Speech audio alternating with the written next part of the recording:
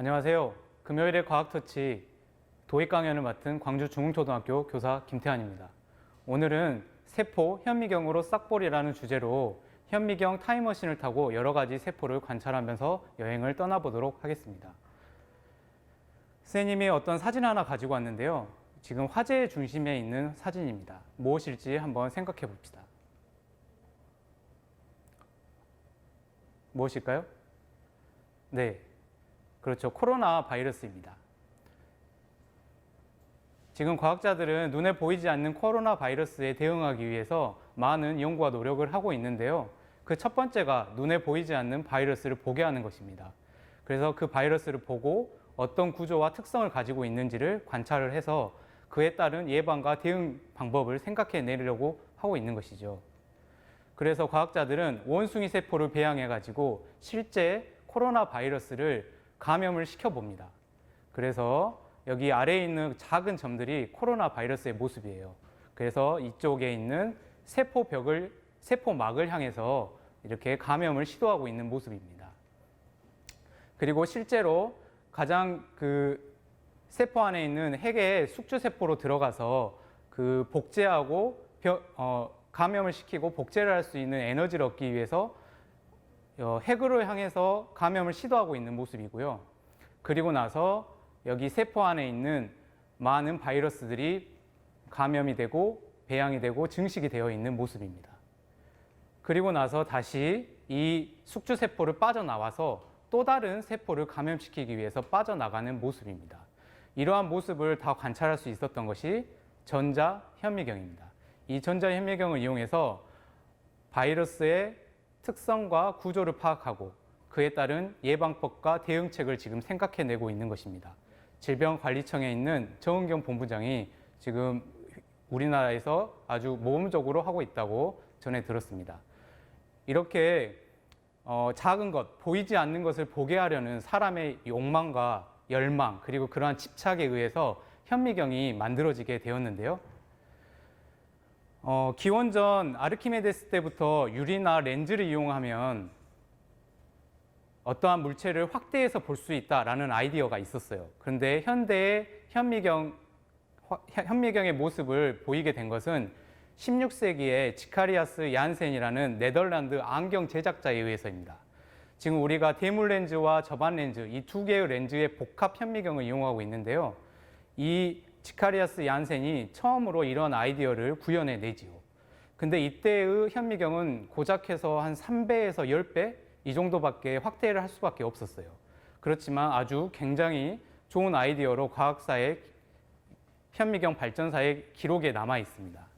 그리고 나서 17세기 네덜란드의 직물 상인이었던 안톤 판 레베누크는 과학자도 아니었고 초등교육밖에 받지 않았던 아주 열악한 환경에 있었던 사람이었는데 굉장한 손재주를 가지고 있고 유리 구슬을 아주 가공할 수 있는 그러한 아이디어를 이용해서 그때 당시에는 상상도 할 수 없었던 약 300배에 가까운 현미경을 만들어내게 됩니다.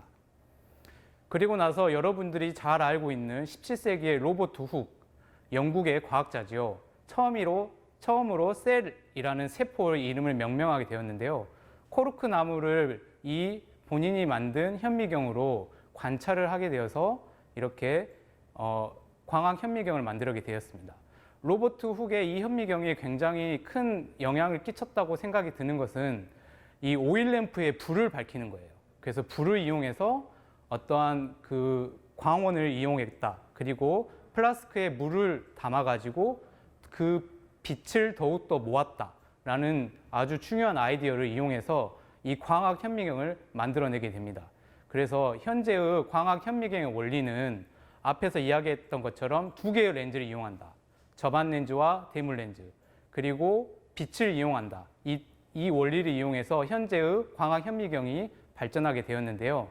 19세기에 에른스트 아베 독일 과학자는 이 렌즈를 더욱더 가공을 해가지고 더욱더 확대를 잘할 수 있게끔 그리고 빛을 더욱더 잘 모을 수 있게끔 이 기술을 연마하고 발명을 시켜서 짜이츠와 함께 같이 현미경을 만들어냅니다. 이 현미경이 지금 우리가 사용하고 있는 광학 현미경이 되겠습니다.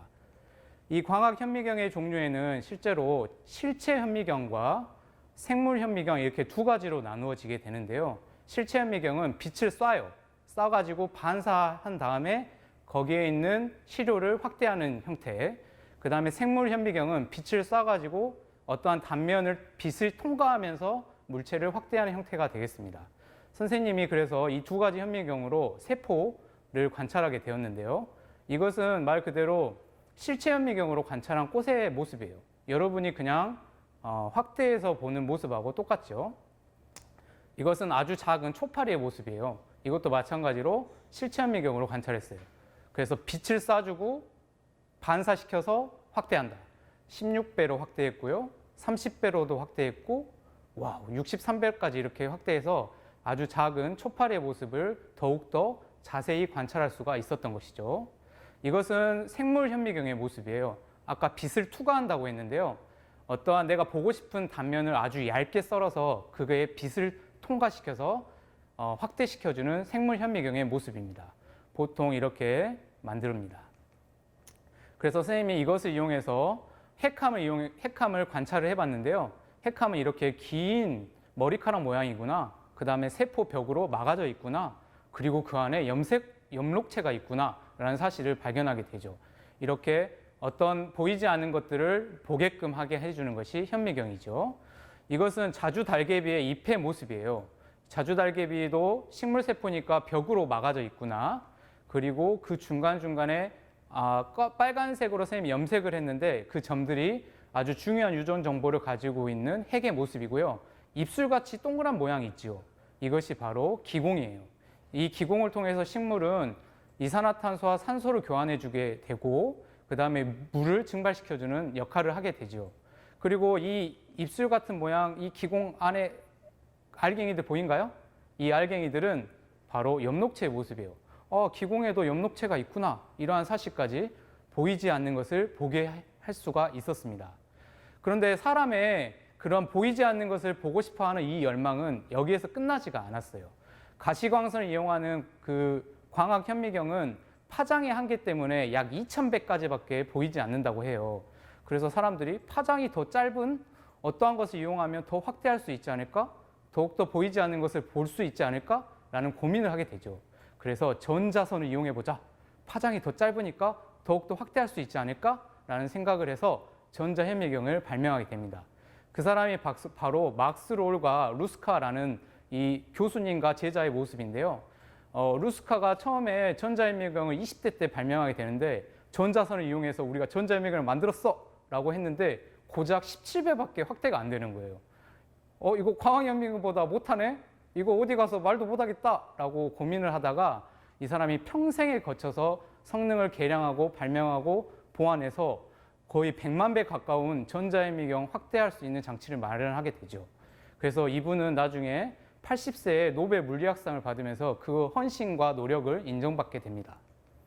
전자현미경 원리는 방금 선생님이 말한 것처럼 전자선을 이용해서 보이지 않는 미세한 구조를 더욱더 확대시켜준다는 이 장점이 있습니다. 광학현미경으로는 볼 수 없었던 더욱더 높은 배율, 더욱더 선명한, 더욱더 분해능이 좋은 이 현미경을 만들어내게 됩니다. 그래서 20세기 초에 이 전자현미경이 획기적으로 발전을 하게 되었고 이 분해능이라는 것이 아주 중요한 개념이 되는데 더욱더 확대를 하는 것을 선명하게 잘 보이게 해주는 과학적 용어예요. 똑같은 두 점이 있는데 그 똑같은 두 점이 구별해낼 수 있는 능력이에요. 가장 오른쪽에 있는 것은 구별을 잘 못하는 거죠. 두 점이지만 한 점으로 인식하지요. 하지만 가장 왼쪽에 있는 것은 두 점을 똑바로 두 점으로 인식하는 거예요. 이런 것처럼 전자현미경은 분해능이 굉장히 우수해서 아주 작은 것도 더욱더 확대해서 볼 수 있다. 이 정도로 알고 있으면 되겠습니다. 그래서 전자현미경의 종류는 크게 두 가지로 나눠요. 아까 광학현미경에서 말했던 반사형 그리고 투과형으로 나눠집니다. 반사형은 주사 전자현미경이라 하고요. 그 다음에 투과형은 투과 전자현미경이라고 이렇게 두 가지로 나눠져요. 그러면 두 가지를 한번 비교해 볼까요? 아까 가시광선을 이용한다는 광학현미경은 실체현미경, 생물현미경으로 나누어졌고요. 그 다음에 이용하는 현미경은 샘과 템이라고 이렇게 나누어져 있었습니다. 쌤이 말했던 것처럼 실체 현미경과 샘은 반사형이고 그 다음에 생물 현미경과 템은 투과형입니다. 그래서 지금 선생님이 눈으로 볼 수 있는 것과 그 다음에 광학 현미경으로 볼 수 있는 것과 그리고 전자 현미경으로 볼 수 있는 것을 구별했는데요. 약 1mm 내에는 사람의 눈으로 볼 수 있어요. 그리고 1마이크로미터, 박테리아까지는 광학 현미경으로 관찰할 수가 있는 영역이고요. 그리고 지금 우리가 코로나 바이러스라 해가지고 바이러스는 광학 현미경으로는 보이지 않았던 거죠. 그래서 전자 현미경으로 관찰할 수 있는 분야입니다. 그래서 이 전자 현미경까지 우리 사람이 발명해냄으로써 이 보이지 않는 것을 보게 한다. 그리고 나서 그 미시의 세계를 더욱더 관찰해낼 수 있다. 그래서 바이러스, 분자, 원자 이런 미시 생물학이 엄청나게 발전을 하게 되었던 것이죠. 선생님이 창의융합교육원에 실제로 주사 전자현미경이 있습니다. 그래서 선생님이 여러 선생님들과 함께 동아리로 주사 전자현미경을 사용하고 관찰하고 연구하고 있는데요. 그거에 대해서 선생님이 좀 설명을 해주도록 하겠습니다. 주사 전자현미경은 아까 말한 것처럼 전자선을 이용한다 했잖아요. 그래서 전자총을 쏴주는 거예요. 시료에다가 전자총을 쏴주면 거기에 반사되는 2차 전자가 이 검출기를 통해서 모니터에 보여주는 형태입니다. 그래서 이 2차 전자를 이용하기 때문에 아까 말했던 것처럼 분해능, 해상력이 굉장히 우수합니다. 그리고 입체적인 것을 더욱더 관찰을 잘할 수 있다는 장점이 있게 됩니다. 그래서 이렇게 되고요. 그 다음에 저 옆에 있는 후방 산란 전자의 어떠한 검출기를 또 이용하게 되면 이 시료의 성분까지 분석해낼 수 있는 아주 우수한 현미경이 되지요. 그래서 뭐 C가 어느 정도 있는지 HO가 어느 정도 있는지를 분석할 수도 있습니다. 그래서 이 전자현미경을 이용하기 위해서는 시료를 먼저 제작을 해야 되는데요. 고정, 탈수, 치환, 건조, 코팅, 관찰의 순서로 만들게 됩니다. 그래서 제일 먼저 내가 보고 싶어하는 시료를 고정을 하게 됩니다. 스터브에 카본 테이프를 붙이고 내가 보고 싶은 시료를 여기에다가 붙여주는 고정력 한 다음에요. 그 다음에 이제 건조를 해야겠죠. 왜냐하면 보통 식물세포나 동물세포는 모두 다 수분을 가지고 있습니다. 근데 이 수분이 이 진공 상태 안에 전자현미경 안에 들어가면 이 해상력을 흐리게 할 수 있다. 그렇기 때문에 건조를 해주게 되죠. 주로 동결 건조나 자연 건조의 역할을 해서 이러한 건조의 과정을 거치고요. 그 다음에 그 시료 표면을 코팅을 해줘요. 그래서 전자가 반사를 하려면 이 도체가 되어야 되는데 실제로 동물세포와 식물세포는 부도체잖아요. 그래서 코팅을 해주고 시료를 보호해주는 역할의 코팅 과정을 거친 다음에 관찰을 하게 됩니다.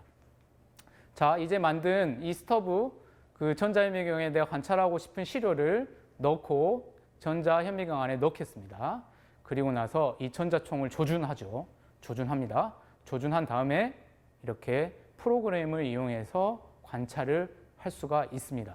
그래서 조작을 한다고 하는데 말 그대로 배율을 어느 정도 할지 초점을 맞춘다거나 아니면 밝기와 명암을 조정해서 내가 보고 싶은 분야를 더욱더 관찰을 할 수 있는 것이 되겠죠. 선생님이 실제로 찍은 그 장면들을 여러분들에게 보여주겠습니다. 자, 이것은 아까 가시광선을 이용한 광학 현미경이에요. 이 광학 현미경의 장점은 실제 그 자연의 색깔을 볼 수 있다라는 장점이 있어요. 그리고 살아있는 생명체를 관찰할 수 있다는 것도 장점이에요. 그래서 아까 관찰했던 초파리의 모습들을 이렇게 확대해서 볼 수가 있지요. 그리고 이것은 전자현미경으로 찍은 사진입니다. 근데 전자현미경은 전자선을 이용하기 때문에 자연의 색을 볼 수는 없지요. 그래서 이렇게 흑백의 형태가 나옵니다. 그렇지만 더욱더 분해능과 해상력이 좋기 때문에 광학 현미경보다 더욱더 잘 관찰할 수가 있고 선명하고 입체적으로 볼 수 있다는 거예요. 한번 자세히 관찰해 볼까요? 초파리 한번 봐보세요. 초파리의 눈 이렇게 생긴지 몰랐어요. 아까는 빨간색이라는 것은 알았지만 이렇게 보이고 이렇게 눈에 털이 있다는 것도 잘 몰랐습니다. 하지만 전자현미경으로 본다면 이렇게 미세한 털이 있어서 초파리에게 물이 묻는다면 이 털이 그 물을 튕겨내주는 거예요. 보호해 주는구나. 이렇게 구조를 관찰을 하고 이런 미세 구조가 있구나라는 것을 관찰하고 연구해낼 수가 있는 겁니다. 여기는 초파리 다리의 털이고요. 여긴 옆에 있는 그 미세한 털까지 이렇게 다 볼 수가 있습니다. 그리고 초파리의 날개도 이렇게 관찰을 해봤고요. 자, 이것은 고사리입니다. 고사리는 포자가 있죠? 이렇게 동글동글하게 보이는 것이 포자의 모습이에요. 이건 식물이잖아요. 그래서 더 들어가 볼게요. 더 관찰을 해보면 여기에 기공이 보이는데 기공 보일까요? 기공 보이나요? 아까 입술 형태의 모양이에요. 여기 이쪽 부분이 기공까지도 이렇게 있구나. 아, 고사리도 기공을 가지고 있구나. 이러한 미세 구조를 관찰해낼 수가 있죠. 자, 이것은 무궁화의 꽃가루입니다. 선생님이 무궁화 꽃의 꽃가루를 채취해가지고 전자현미경으로 촬영해봤어요. 그랬더니 이런 돌기가 있는 거예요. 그래서 이 꽃가루는 번식을 해야 하기 때문에 이런 돌기를 이용해서 어디에 잘 묻혀가지고 번식을 하는구나 라는 것을 알 수가 있는 거죠. 선생님이 이것만 이렇게 자연의 색깔을 볼 수 없기 때문에 이렇게 색깔도 한번 입혀보는 연구도 한번 해봤고요. 어때요? 신기하죠? 네. 자, 이것은 소나무 꽃가루예요. 우리가 송진가루가 날린다 해서 노란색 가루가 날리는 거 본 적이 있죠? 이 소나무의 꽃가루는 이렇게 생겼어요. 실제 노란색이고. 그런데 여기 양쪽에 보면 공기주머니가 가득 차 있는 거야.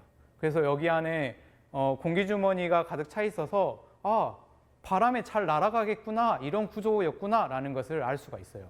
그래서 이 소나무 꽃가루는 바람에 날려서 이렇게 번식을 하는 나무였지라는 것을 발견을 해낼 수가 있었던 거죠. 선생님 색깔도 한번 또 입혀봤고요. 자, 이것은 뭐죠? 백합이에요. 백합의 이 노란색 꽃가루를 선생님이 봤더니 이렇게 여러 개가 겹쳐 있는 모습이고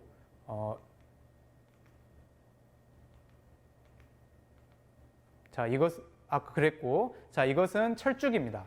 철쭉의 꽃가루를 관찰해 봤더니 이런 네모 모양의 모습이었습니다. 그리고 이건 구졸초예요. 구졸초의 꽃가루는 어떤 모습으로 되어 있을까요? 봐볼까요? 마찬가지로 이렇게 돌기가 있구나. 그러면 어떻겠습니까? 어디에 잘 붙겠죠. 그래서 벌레나 이런 곤충한테 잘 붙어가지고 다른 데로 이동해서 꽃가루가 번식을 하게 되는 겁니다. 그래서 이러한 것들은 실제 우리 눈에는 보이지 않지만 전자현미경으로 보면 아주 자세하게 볼 수가 있습니다.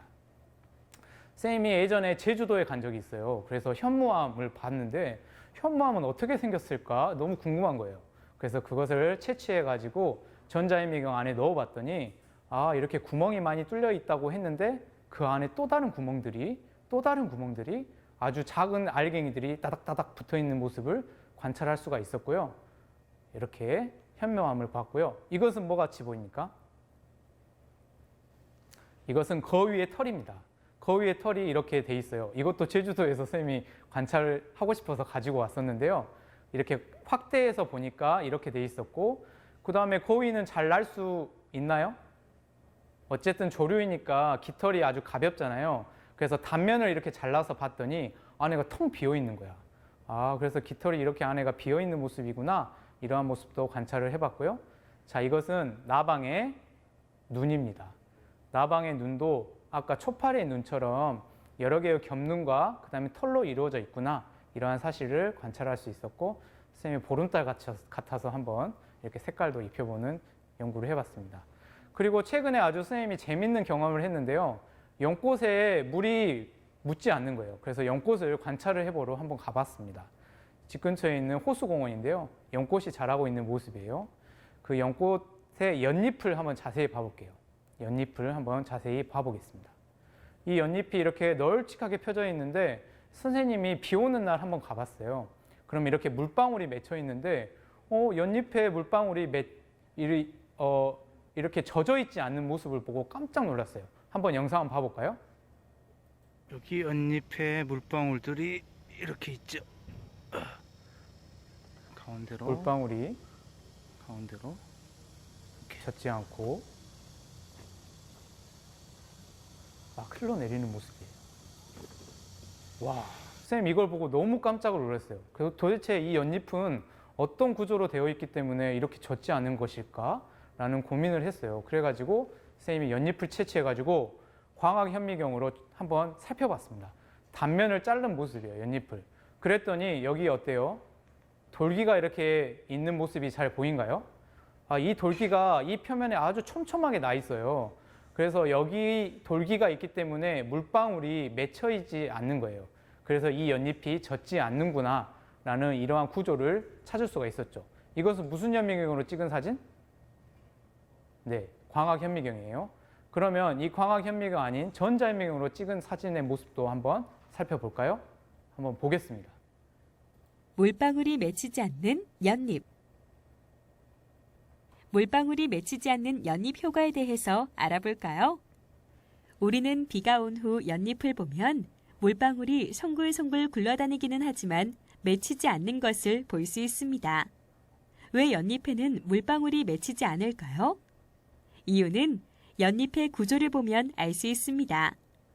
연잎은 표면에 매우 작은 나노돌기가 있습니다. 이러한 미세한 이 구조가 나노돌기들이 돌기가 나 있어요. 연잎의 표면 그래서 장력을 크게 연잎이 하여 젖지 않는구나. 물방울이 맺히지 않게 됩니다. 우리는 이것을 연잎 효과라고 하며 우리 일상생활에 많이 사용되고 있습니다. 자동차 유리에 사용하는 코팅제, 그래서 먼지가 사람은 이러한 붙지 않는 구조를 페인트 이용해서 등의 기술에 생활용품을 이용되고 있습니다. 발명해내기까지 하지요. 이렇게 눈에 보이지 않는 것을 보게 됨으로써 여러 가지 구조를 찾아내게 되고 그것을 보고 또 다른 아이디어를 찾고 거기에서 생활용품을 만들어내고 이렇게 해서 물방울이 과학은 계속해서 발전해 나갔지요. 자, 이것은 아까 선생님이 거위의 깃털이에요.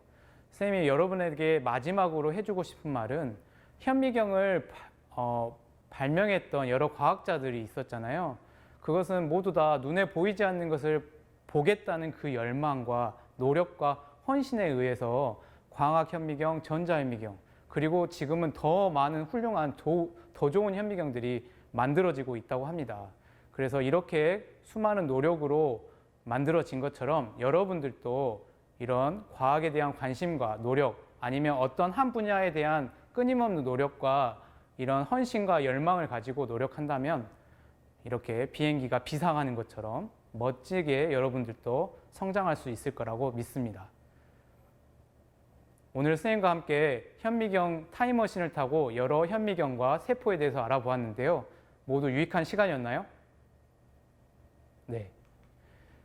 이상으로 도입 강연을 마치도록 하겠습니다.